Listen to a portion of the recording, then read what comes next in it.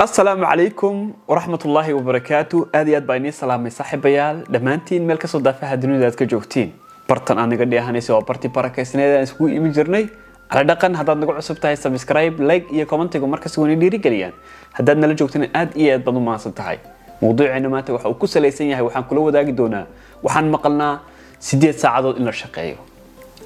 maxaa keenay in 8 saacadood la shaqeeyo maxaa loo shaqeyn waayay 9 saacadood maxaa loo shaqeyn waayay 7 saacadood ma 6 saacadood ma 5 saacadood maxaa loo shaqeyn waayay maxaa adduunka oo dhan ku qasbay in la shaqeeyo 8 saacadood su'aalaha iyo jawaabahooda ayaan kula wadaagi doonaa hayga degdegin shaah soo qaaday soo hor fadhiiso jawaabta na dhageyso qarniga markuu ahaa qarnigii 18aad iyo qarnigii 19aad waxa dhacay kala wareegaasi oo ahaa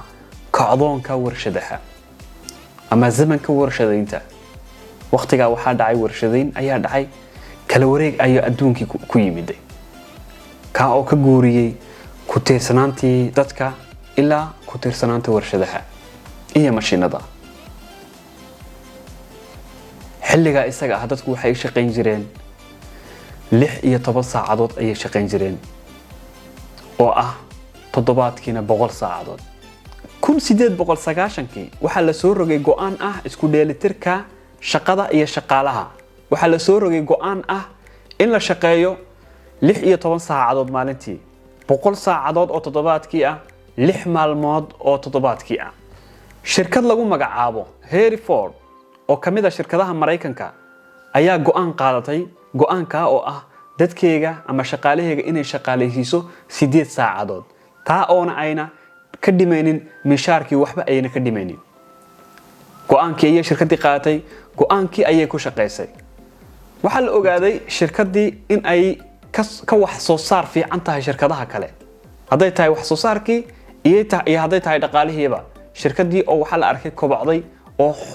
xawli ku socota 1919kii ururka shaqaalaha adduunka ayaa go'aamiyay go'aan ah in la dhimo dhamaan saacadaha la shaqeeyo ee 16 saacadood ah oo laga dhigo 8 saacadood laga dhigo toddobaadkiina 48 saacadood toddobaadkiina oo qofku shaqeeyo kadib go'aankii ayaa la qaatay dadkii waxay u qaybiyeen noloshoodii ama saacadihii maalintooda waxay u qaybiyeen 3 qaybood bay u qaybiyeen 1 8 saacadood oo shaqo 2 8 saacadood oo nasiima 3 8 saacadood oo hurda 24 saacadood ay haysteen waxay u qaybiyeen 8 daab isku koobeen 8 saacadood oo shaqo 8 saacadood oo hurda iyo 8 saacadood oo nasiima hay 100 sano kadib maxaa isbedelay 100 sano kadib go'aankii isaga ahaa in la shaqeeyo 8 saacadood maxaa isbedelay maantada aan joogno maxaa soo biiray waxa soo biiro oo kala hatay macluumaadka iyo internetka waxa la ogaaday qofka shaqaalaha ama qofka wax soo saar kale waxa la ogaaday qofka wax soo saar kale in uu wax soo saar sameyn karin 2 saacadood iyo 23 daqiiqo in ka badan inuu wax soo saar sameyn karin 8 saacadood oo shaqeynayo 2 saacadood iyo 23 daqiiqo wax ka badan wax soo saar ma sameyn karo inta kale muxuu ku maqan yahay inta kale muxuu sameeyaa su'aashaasi waa su'aal daawade ma u eg tahay shaqadu in ay tahay gumaysiga qarniga 20aad waxaan ogsoonahay qofka shaqeynaya in uu lahayn khiyaar ama ikhtiyaar meesha uu doono uu ku mari karin marka laga reebo hal bil ah oo uu sanadii leeyahay sidaa la awgeed ma istiri shaqadu waxay tahayba waa gumaysiga qarniga 20aad aad iyo aad baad ugu mahadsantahay daawashadaada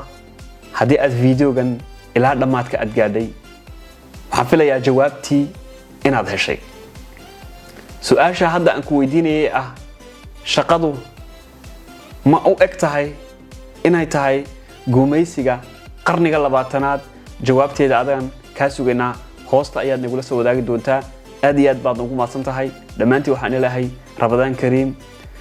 كل سنة وأنتم طيبين تقبل الله منا ومنكم انت أنا سوي من دونه فيديو كان حيوحنا وجتنا السلام الله عليكم ورحمة الله وبركاته نبدي تشاو